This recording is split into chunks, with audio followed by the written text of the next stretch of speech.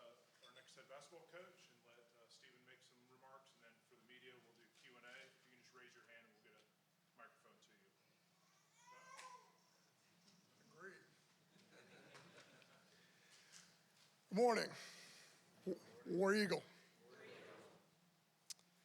Welcome to a momentous occasion here at Auburn University. We have some Board of Trustee members here today, along with our president, Dr. Chris Roberts. I would love for those folks to stand. The countless hours they spend representing you, the Auburn family, on a daily basis is a humbling and remarkable thing. So I'd like those Board of Trustee members and Dr. Roberts, please stand and be recognized at this time.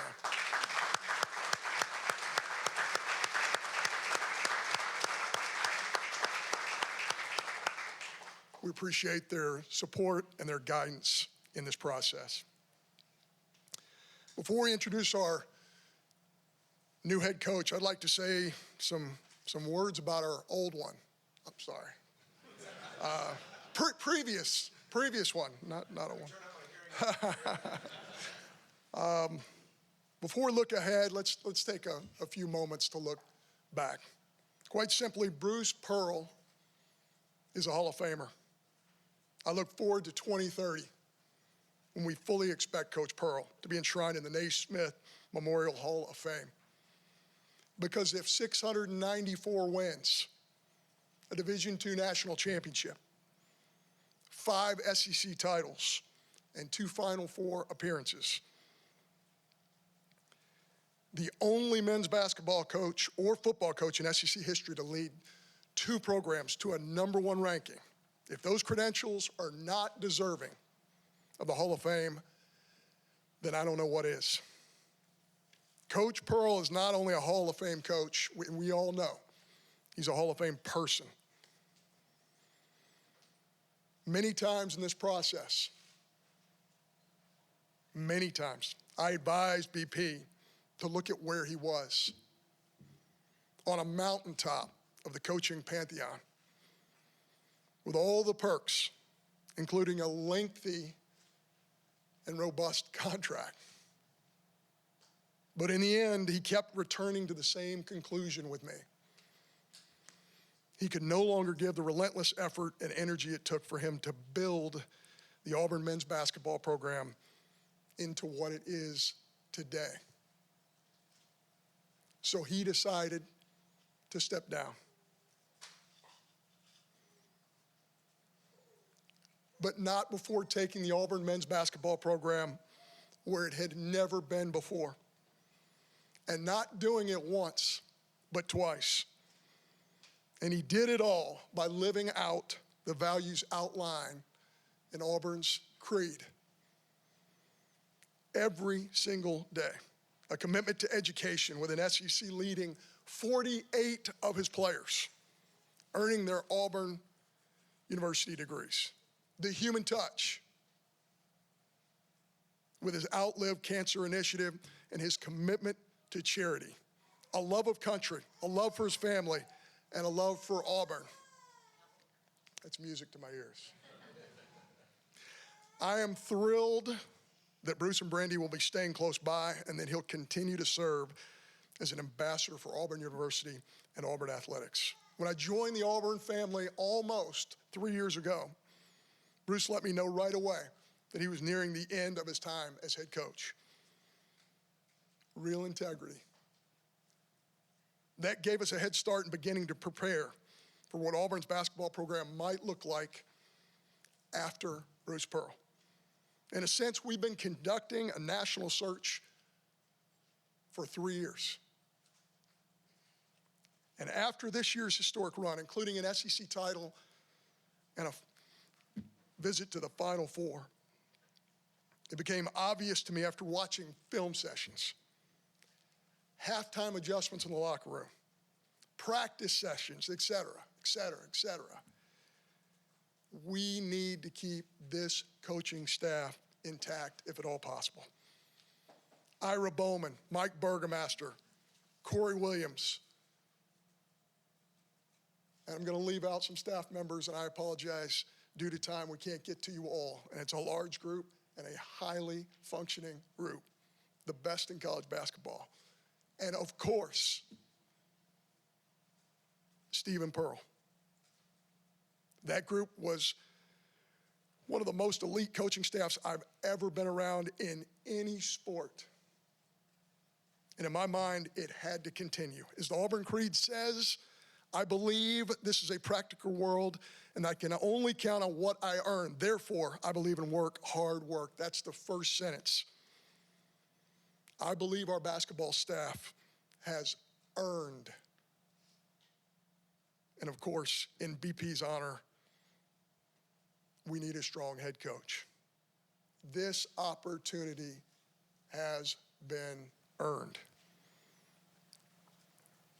We knew the next head basketball coach at Auburn needed to be someone with extensive SEC coaching experience, someone with a demonstrated history of winning championships, someone who could lead and keep intact this incredible staff, someone who understands and appreciates what Auburn stands for.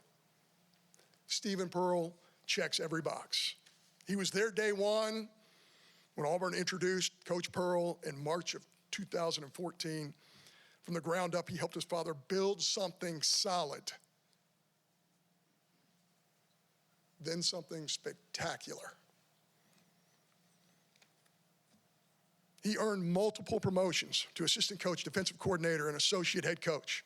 Helped Auburn recruit legends like Walker Kessler and Janai Broom, among many, many others. He helped Auburn improve dramatically on defense. Stephen understands that even in an up-tempo, three-point-oriented game in the modern era, if you score 100 points a game, that's great, but if you give up 102, ain't nobody happy. The teams that consistently compete for championships, including Auburn, can do both and defend at an incredibly high level. Over the years, Stephen has had countless opportunities to pursue other coaching jobs. Every time he remained loyal to Bruce Pearl, and he remained loyal to Auburn. In today's athletic world, we pay homage to the student athletes who stay in one location for a duration of time. I think it's important for us to do the same for our coaches. Stephen Pearl has paid his dues. He's earned this opportunity. He's the right fit for Auburn at the right time. Along with his wife, Brittany. Sorry, Brittany. It's dark up here. I'm 59 as of Sunday, and it's dark up here. Brittany and their daughter, Lainey, please welcome the 22nd head coach in the history of Auburn men's basketball, Coach Stephen Pearl.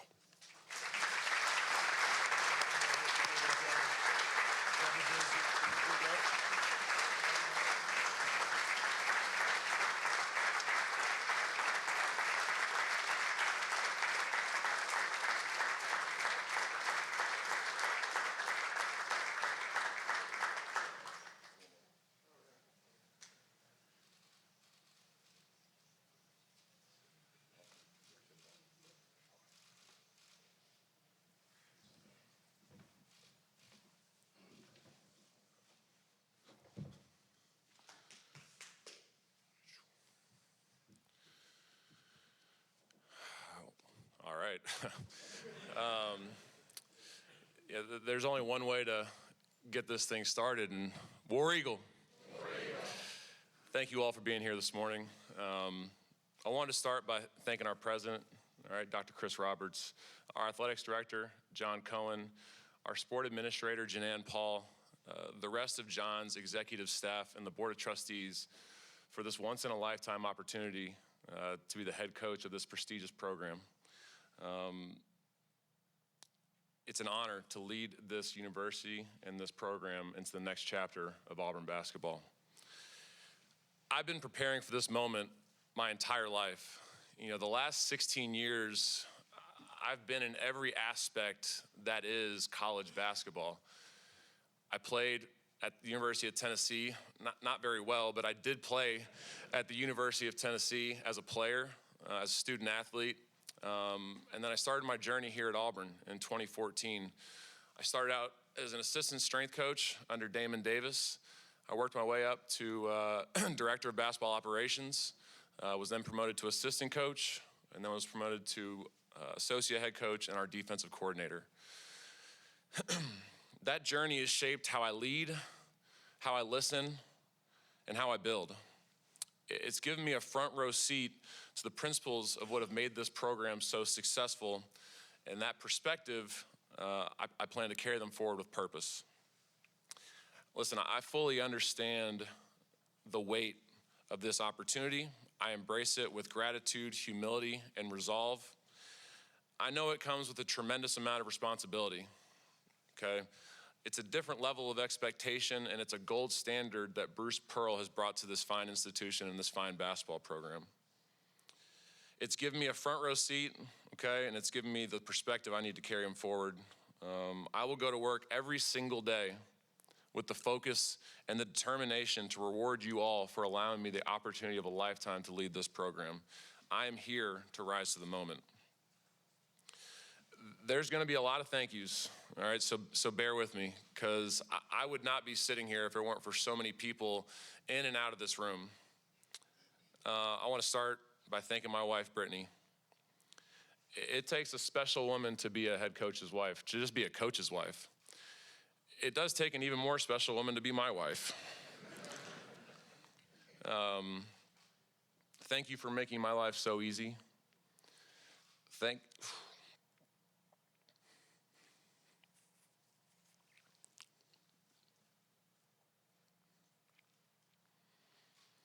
you for being my courage when doubt creeps in.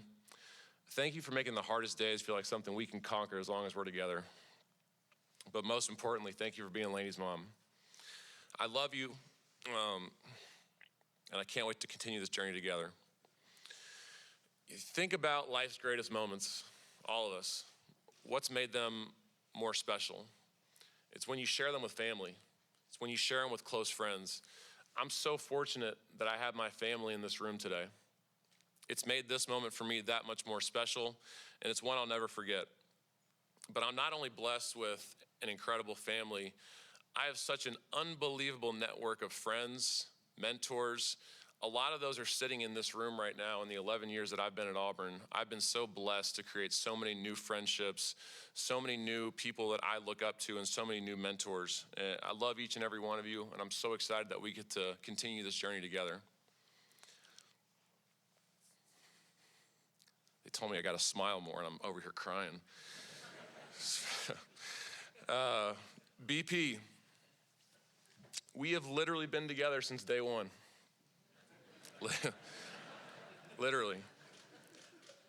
You and my beautiful mother, Kim, who made the trip down here from Knoxville. I love you very much, Mom. Thank you for being here. Welcomed me into the world in Iowa City, Iowa, and I've been a coach's kid ever since. Growing up, I was so lucky and fortunate, and coaches' kids get to do something that not a lot of people get to do. They get to go to work with their dads and do something really fun and really cool. I got to grow up watching him be in his element. I got to grow up in Evansville, Indiana, when he was at the University of Southern Indiana, and I would go to Pack Arena with him, and I would watch him with his shirt off, which I should have known that this was gonna be a trend moving forward, lifting with the players in the weight room, out bench pressing a lot of his guys. You know, I watched his daily interactions with fans and treating them as if they were family. I watched him take and make phone calls almost daily to just complete strangers, cancer patients, just offering them encouragement and trying to give them another reason to fight, or people just going through any sort of hardship just to love on them a little bit. I watched him be involved in every aspect of his program, no matter how small the detail or how small the impact. I remember when we were at Milwaukee, very early in his tenure there, we left the Clochy Center, we went over to the student cafeteria, and I had no idea what we were doing. I'm like, all right, maybe we're going to have lunch. We walk in the building, and this lunatic gets up on a lunch table and starts screaming at the students, encouraging them to come to the Kalachi Center to watch a basketball game. And obviously, famously at Tennessee, when he showed up with his shirt off and his chest painted for Coach Summit and the Lady Vols. I saw Coach Vickers here. Don't get any ideas, brother. That ain't happening. At the time, I thought this was normal. I thought this is what every head coach did. I thought it was the norm. I thought it was the standard. But quickly after getting into this profession, I realized something really quickly. It's what has made him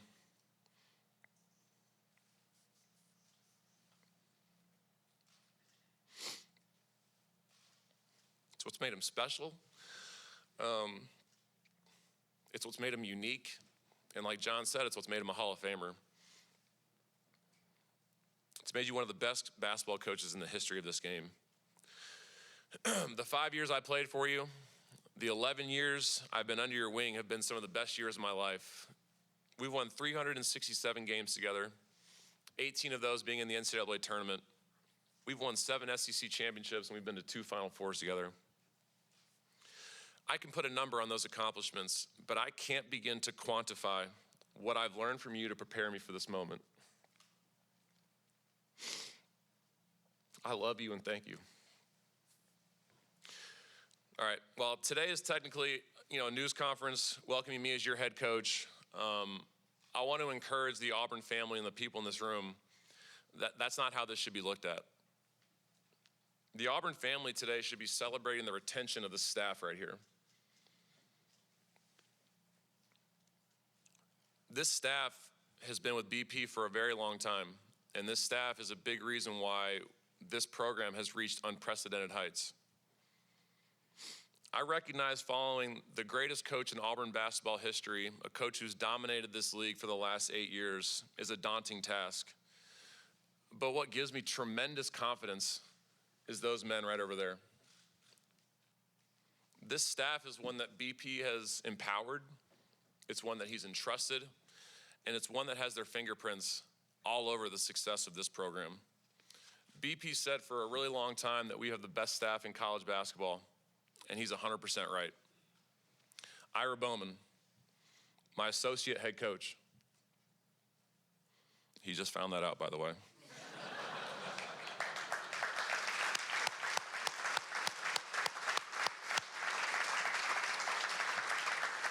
Ira Bowman is the total package. He is one of the best assistant coaches in all of college basketball, and he is ready to be a head coach. He's one of the best player development guys in all the game. He's a mentor. He's a father, unbelievable evaluator of talent. He understands the game. He's played at the highest level, and he's one of the most valuable tools any coach can have on their coaching staff.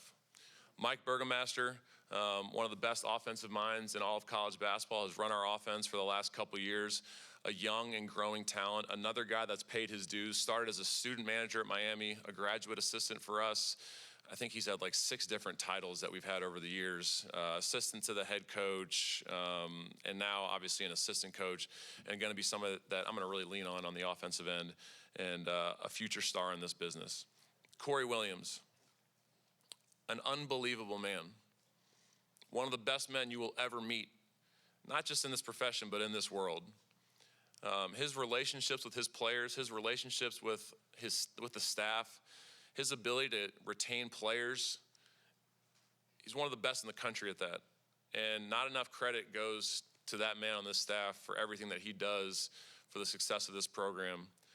And I just have so much love, for Coach Williams. Ian Borders, so happy for Ian. Was elevated to an assistant coach this past year. One of the hardest workers on our staff, a guy that's just a go-getter, a guy that is going to be relentless, sometimes annoying, but relentless. And he is going to be one of our better recruiters. He's one of our better minds, basketball minds. He's not going to be here very long. I'm just telling you. Obviously he's an unbelievable asset to this program, and he paid his dues and he waited his time, and it's paid off for him. Matt Gatens found out yesterday that he was elevated to assistant coach.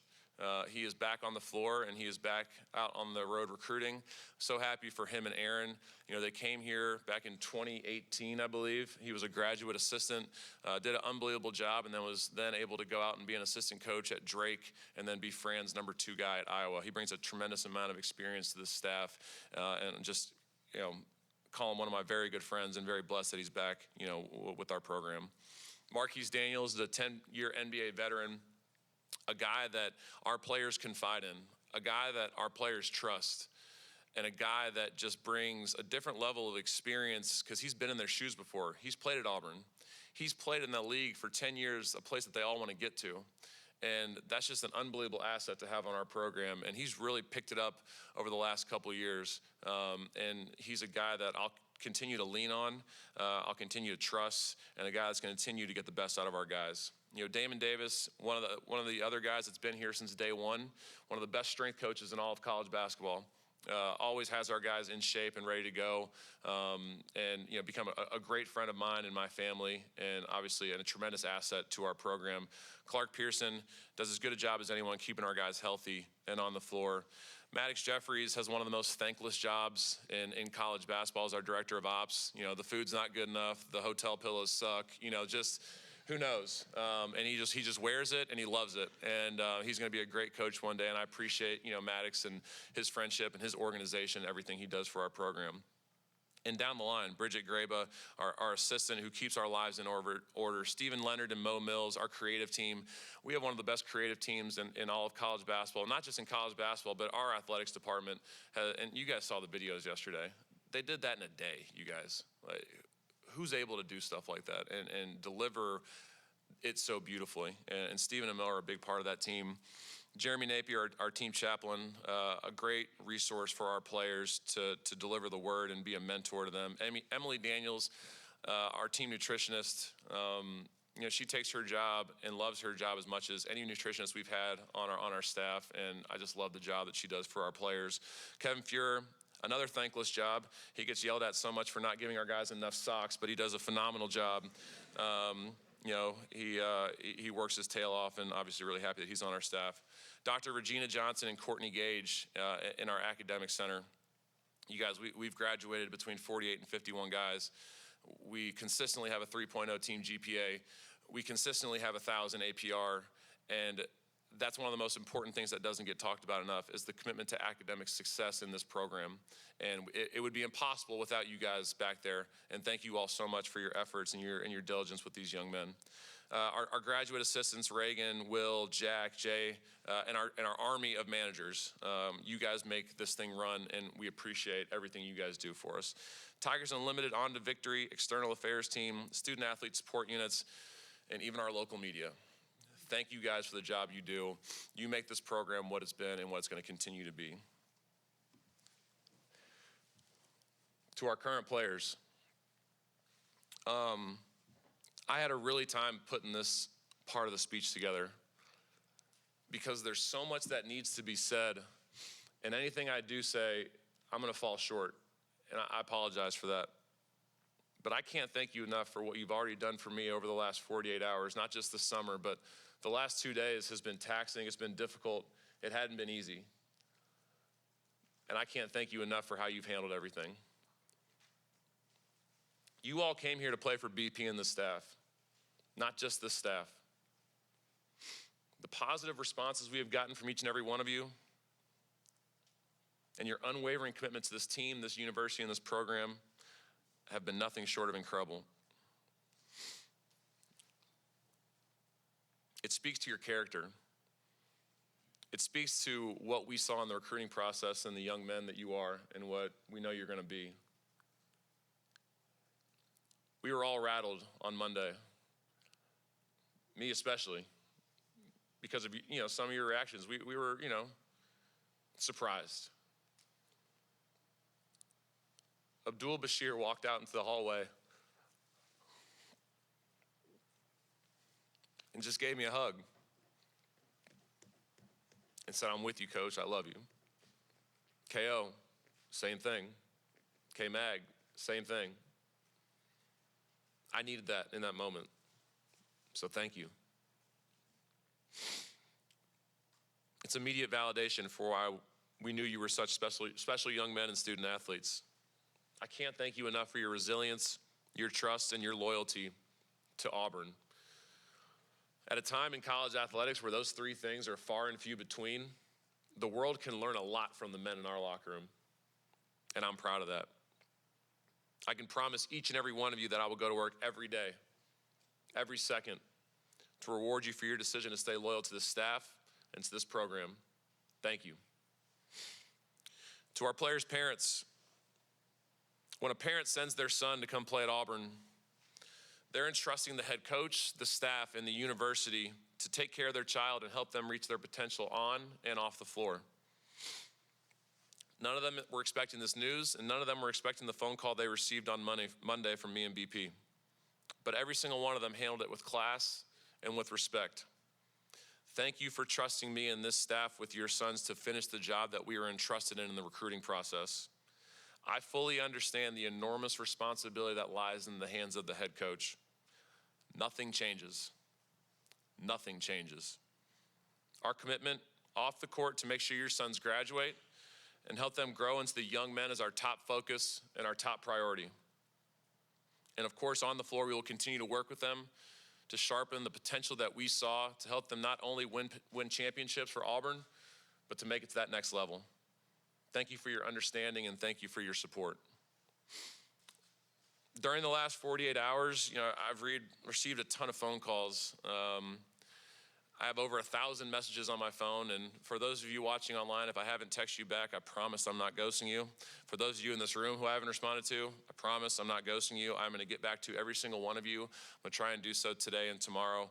But I've received a ton of calls from former players, and it's been really cool to talk to those guys, to kind of relive some of the memories that they had here at Auburn University.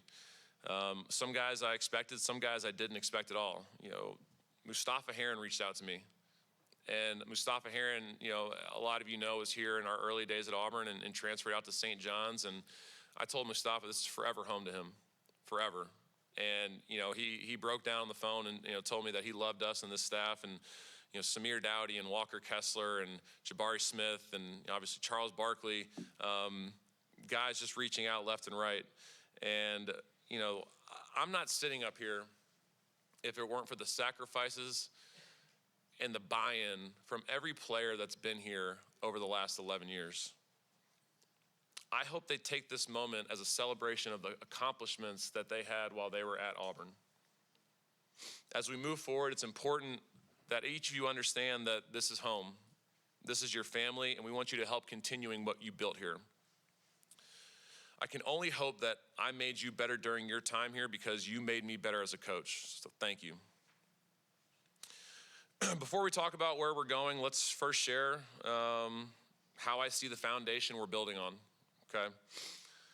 There's a famous saying, excuse my English, but if it ain't broke, don't fix it. I'd be a fool if I were to change things just for the sake of changing, just to prove to people that I'm not BP.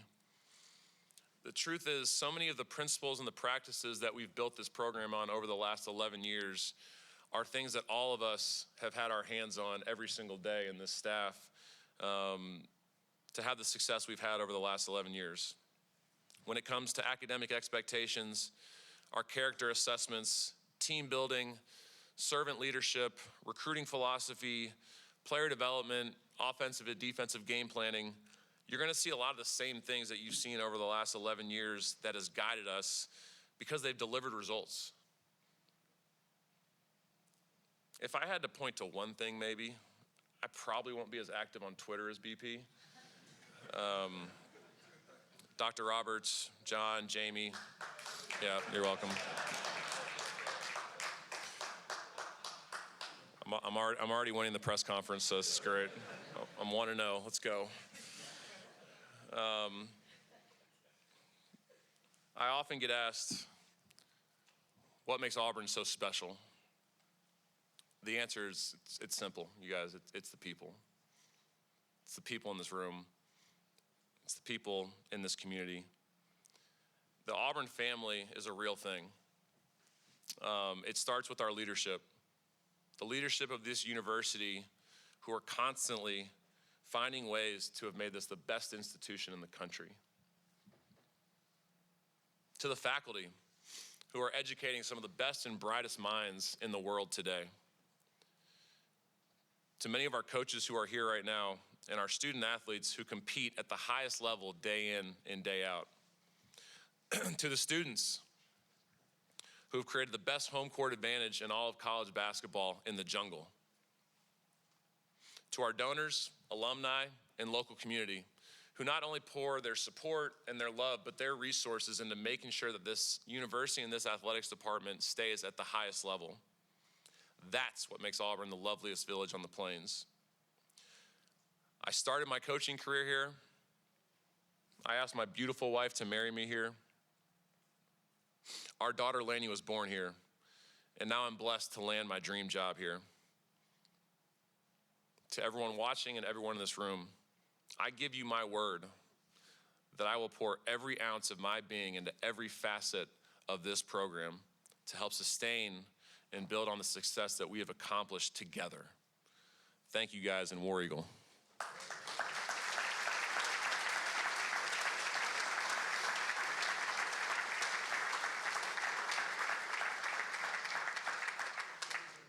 Raise your hand and we'll get a microphone to you.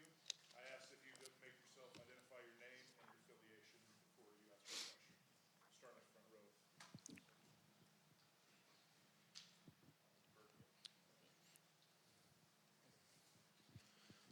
Justin Ferguson, Auburn Observer. Stephen, you have had opportunities in the past to go be a head coach. A lot of people thought that might be the path before you eventually would come back here. Now that you've got this job, just how much is staying here you think has prepared you for this moment instead of getting that head coaching experience elsewhere? Yeah, I mean, like I said, I've been preparing for this moment, my entire life. Being under BP, as his son, then also as his player and as his coach, I've been able to watch him and the things that he does that helps build programs and sustain success. So there was really no better way for me to learn how to do it than to watch him do it every single day. Obviously, if I'd gone elsewhere and cut my teeth, sure, I could have gained some of those experiences, but he entrusts and empowers his staff, and he relies on his staff so much that we're doing things that a lot of head coaches are being trusted to do every single day already. So I gained a lot of experience, just in our day-to-day. Over the last couple summers, he's allowed us as the staff to, kind of run things in practice to gain some extra experience. And it's been really, important. It's been really helpful, and it's really helped us all grow in our journey to move up the ladder and to eventually one day all become head coaches. Dan Peck, ESPN 106.7 and the Auburn Observer. You mentioned the responsibilities that come with these expectations. What are your expectations for how a Stephen Pearl basketball team will play? Yeah, that's a great question. Let's talk about, just kind of what our philosophies are going to be. Offensively, we're going to be a team that's going to try and be an elite in multiple areas. We want to be elite in transition offense. We want to limit our turnovers. We want to make the simple pass so we don't give easy opportunities down at the other end. We want to be a great offensive rebounding team. We want to be unselfish. We want to make free throws. Those are 5 things that have really been important for this program offensively.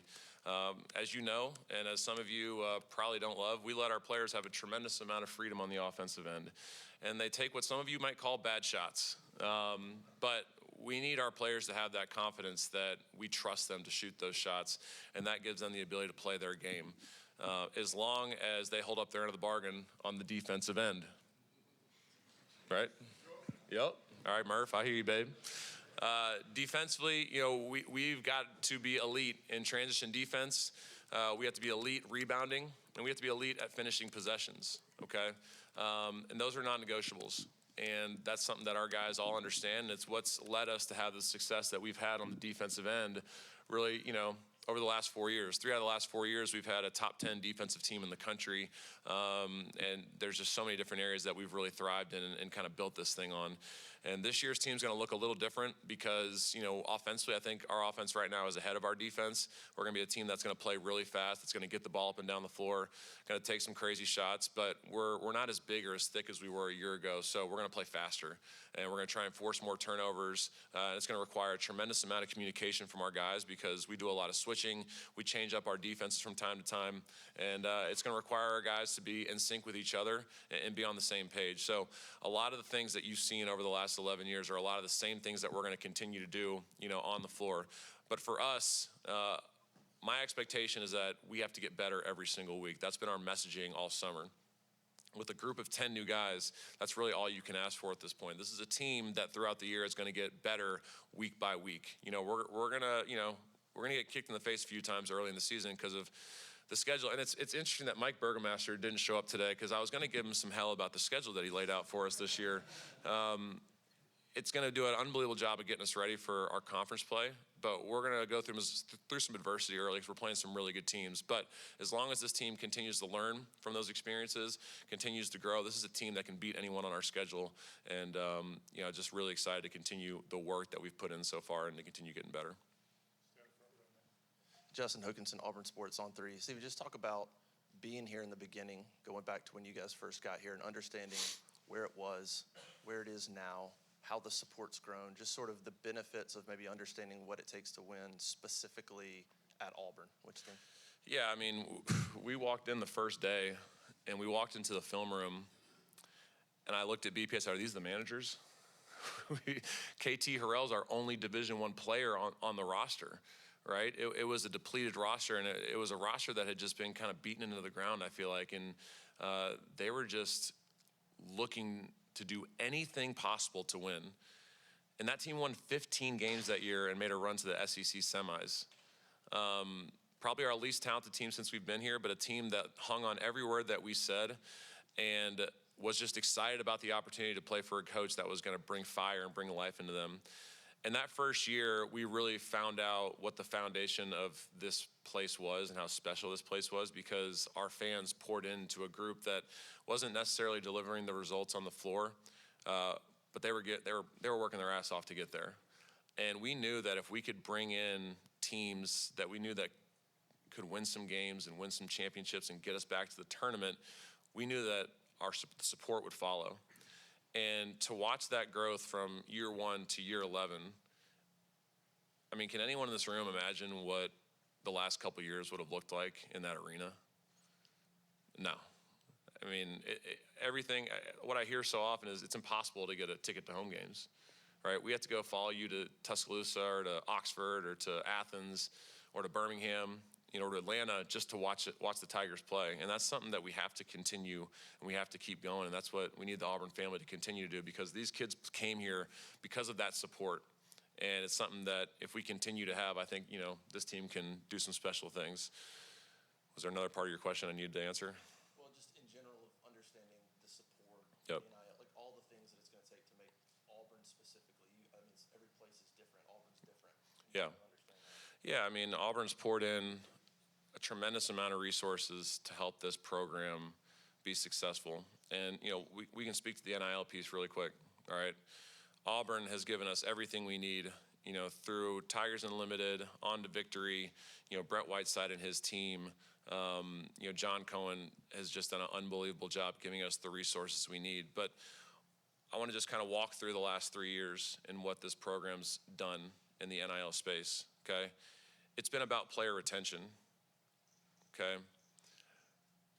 Janai Broom, Dylan Cardwell, Denver Jones, Chaney Johnson are just a few examples of guys that all could have left and gotten way more money somewhere on the transfer portal market. Every single one of them. They stayed loyal to Auburn because they loved Auburn. And they wanted to reward Auburn for the commitment they made to those players in showing up on the road and showing up in neutral games and showing up at the tournament and obviously showing up at home. That's why we've had the success that we've had. The best players in the portal are the players you already have on your team, all right? And that's what this team's been built on. This year was different. We had to replace 10 guys, and John and his team started getting ready a year in advance for this roster and for this team. And they launched us into the upper half or the upper five of our conference in NIL to put together a roster that is going to be able to compete this year. The commitment, the hard work, the time, the hours, the phone calls, the support from the people out there to put this roster together was substantial. And it was something that, we'll forever be grateful for, because without it, we wouldn't have been able to get some of the special young men that we have in this room today. That's what makes Auburn special. When you need Auburn to step up, they step up and they always deliver. Nathan King, Auburn Undercovered. Stephen, you just mentioned the importance of player retention. Now it's in a window here, a transfer window. Are you confident in everybody on this roster for next season? Yeah, I mean, it's obviously we're 48 hours out, and let's just talk through the realities of what happened on Monday, right? We had worked through, how we wanted to present it to the players, and obviously we were disappointed how it got out. We did not intend for it to happen that way, and it made an already hard situation even more difficult. And I think there's never going to be a perfect transition or a perfect way of doing things. There's just not. It's really hard to contain those things. But when it did happen, obviously the room was heavy. Our players were very understanding, though. While they were, it was just heavy more than anything, but they understood why. And having to have one-on-one conversations with each of them and their families have been nothing but, really positive. Honestly, they have nothing but love for BP and understand and respect his decision, because at the end of the day, they understood that the career that he's built and the work that he's put in, he's earned the right and the opportunity to step down whenever he wants, okay, and in the way he wants to. He wants to spend more time with his grandkids. He wants to watch Lainey grow up and play volleyball or whatever she's going to decide to do. He wants to play more golf, like I think he's going to this afternoon at 3 or 4 o'clock, which is why he's not in a suit right now. He wants to spend more time with his family. He wants to spend more time at the lake. And he wants to stay in Auburn and help this university, help this athletics program, and help this basketball program continue to sustain the success that we've had. So our guys were all at practice yesterday. We had a great practice yesterday. We'll have a great practice tomorrow as well. Our players and their parents have all been phenomenal in our conversations. But we were very transparent with them, Nathan. We told them in the very beginning, listen, with this change, you are allowed the opportunity of a 30-day window to explore your options. And in the recruiting process, we told our guys, our commitment to you is to do what's best for you and your family. And at that point, if that's going somewhere else, we're going to support you in that endeavor. Do we want you to leave? Absolutely not. We want to keep this thing together. We want to keep this team together, because this team's got the pieces and the things that we need for them to be successful. And, it's going to take a little time, but we're getting close, and I feel like we're in a good spot right now.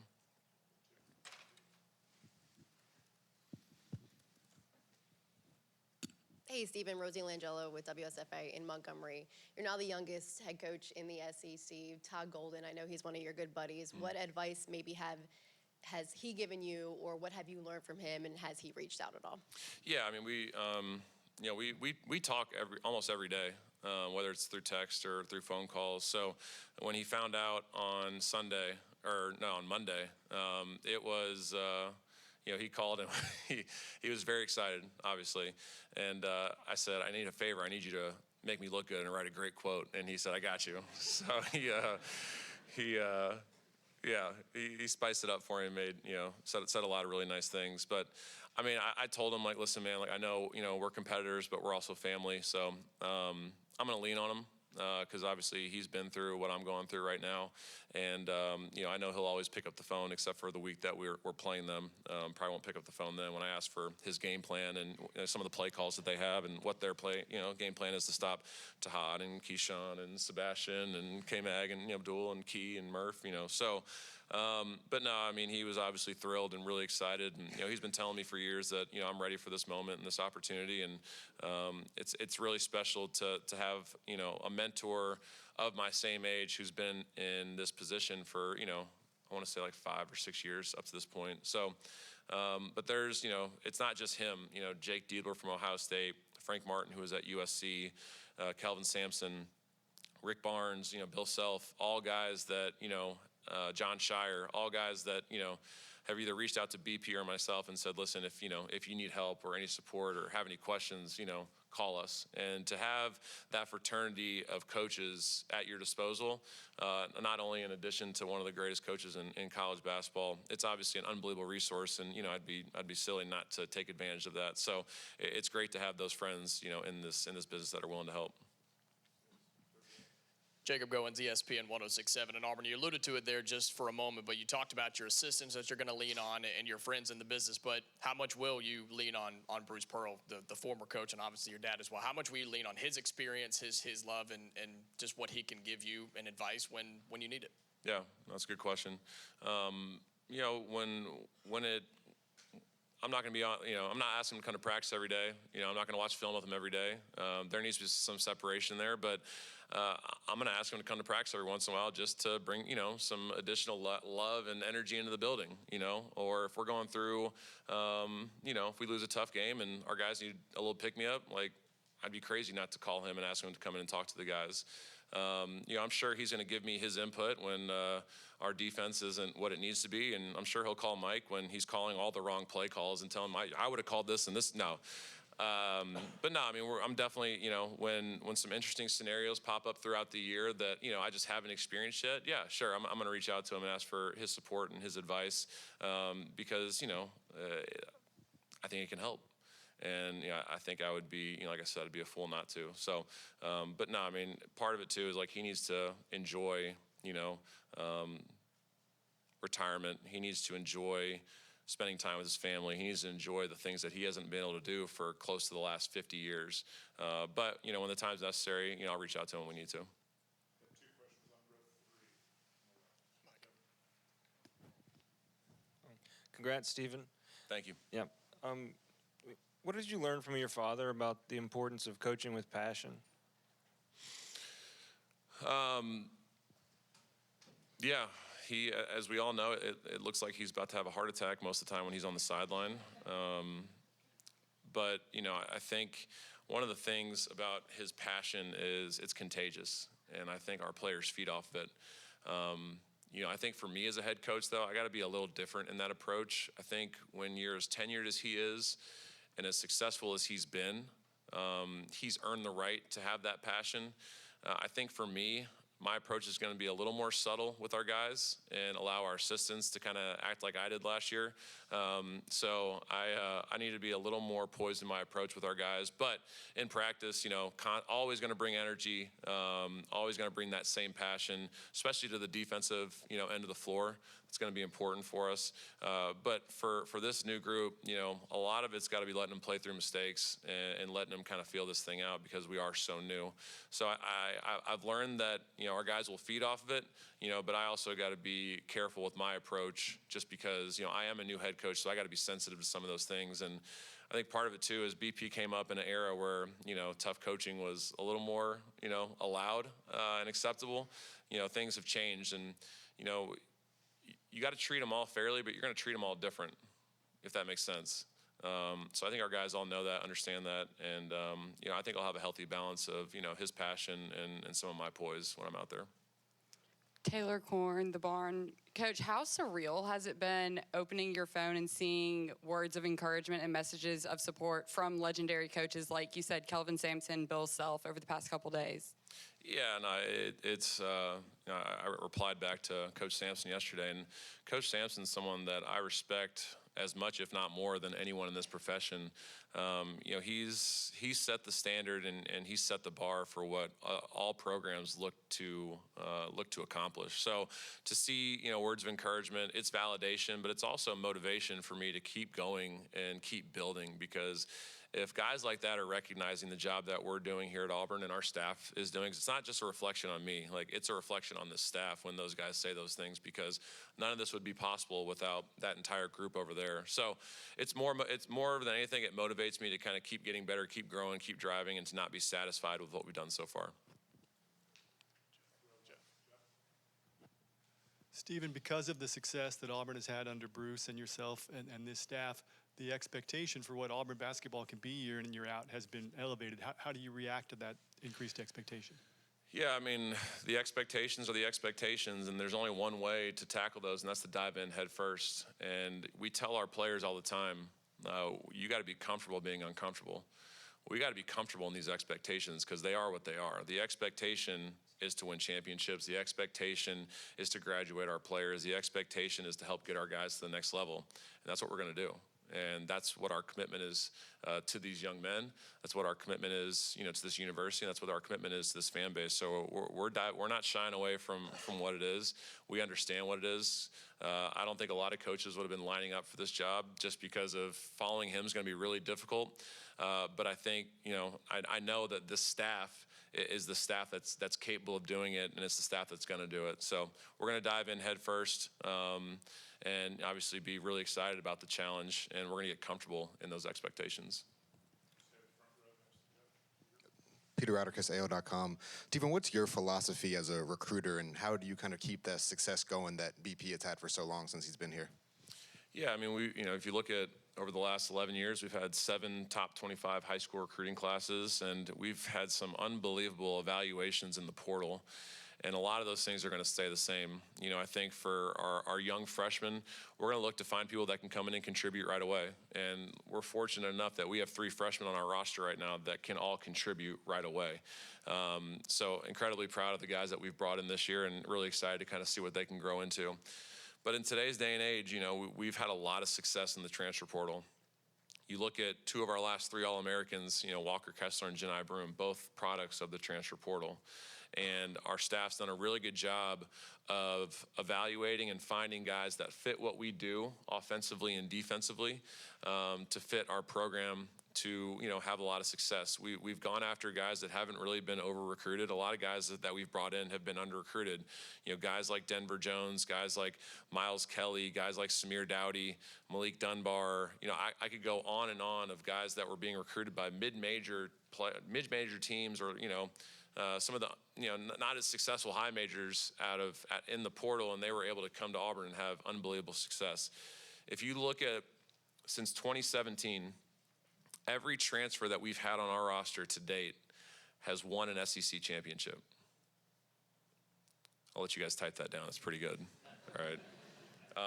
It speaks to this staff and their ability to build and construct rosters. And if you look at our 5 SEC championships, every team has looked so different. Some teams have been elite defensively and just okay offensively.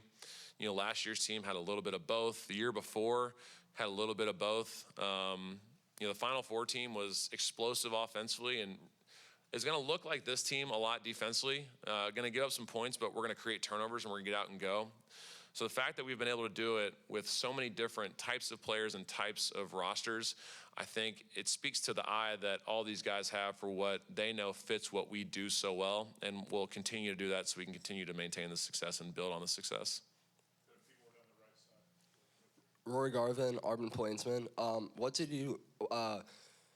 was it like going to the Final Four last year, your dad's last season coaching, and what did you take away from that experience?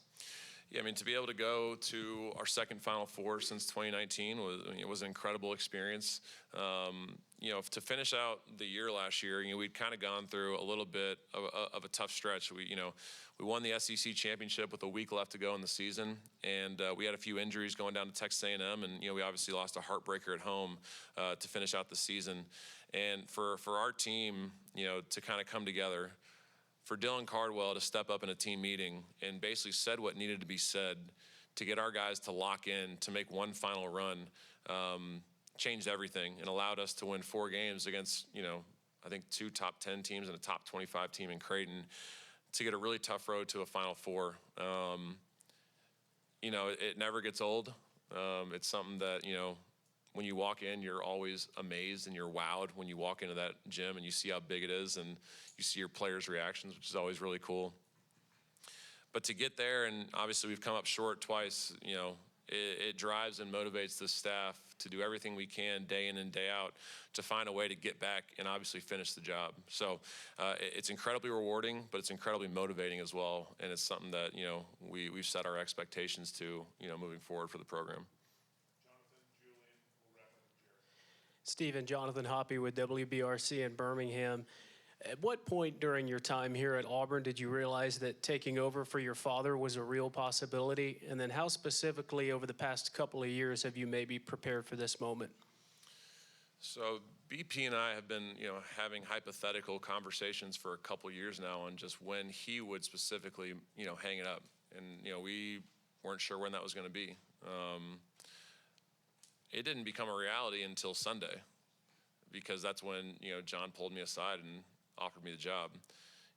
BP had set a date with our executive team on when he was going to make a decision, and that decision was going to be on Sunday. So behind the scenes, we were getting ready for two different scenarios. So I wasn't, going to let myself get too high or too low. I was just going to stay focused in my process of helping this team continue to grow and continue to get better and continue to build, while he was weighing his options. And ultimately on Sunday, when he came in and told John, John then pulled me aside after the fact and, told me and made me aware of his decision. And that's when the reality sunk in, and, was very surreal when that moment happened. It was,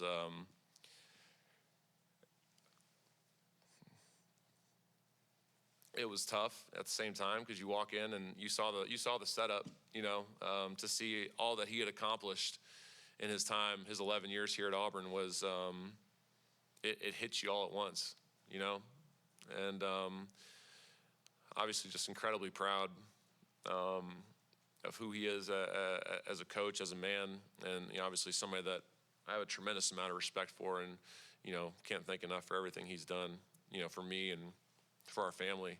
But yeah, I didn't set in until, John initially, or formally, offered me the job after Coach had made him aware of his decision. Coach Julian Mitchell, over here, sorry, shorter guy over here. Julian Mitchell with WVTM 13 in Birmingham. As you kind of alluded to there, the accomplishments, where this program's been better than anyone. You said it a moment ago, not many would line up to follow. Why did you say yes to this job? Why are you ready for this challenge right here, right now? That's why. We have the best staff in college basketball. That's why. Like I said, this has nothing to do with me. John hired this staff. Yes, I'm the head basketball coach, and I'm going to do everything I can to lead this program in the right direction, and we're going to continue to build on the success that we've had. But none of this would be possible had it not been for the men that are standing over there against that wall.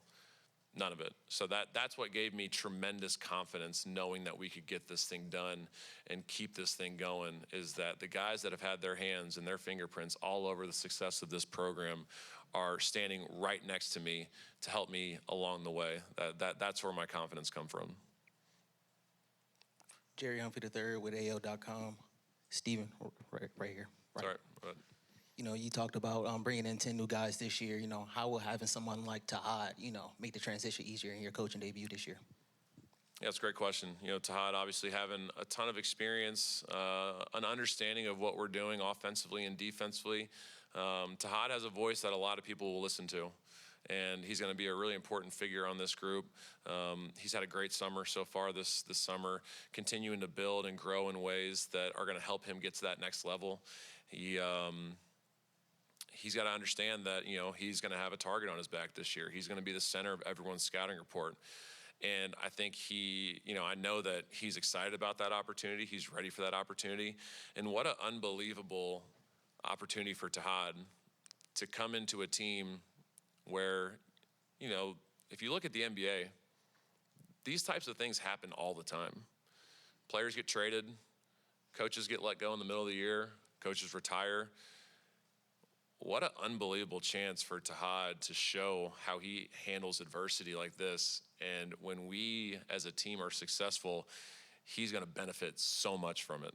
And he's going to grow so much from it. And I'm so excited to help him in that journey, because he's going to be able to show all these NBA GMs what he's really made of. To be able to lead a team of 10 new guys in spite of a Hall of Fame coach stepping down before the season, what a tremendous opportunity for all our young men to be able to show the world what this team and what this program is capable of. So, it's going to be a lot for him, but it's an opportunity that I know that he can rise to, and I know that he's going to take advantage of. Stephen, thank you. Congratulations. Thank you. War Eagle.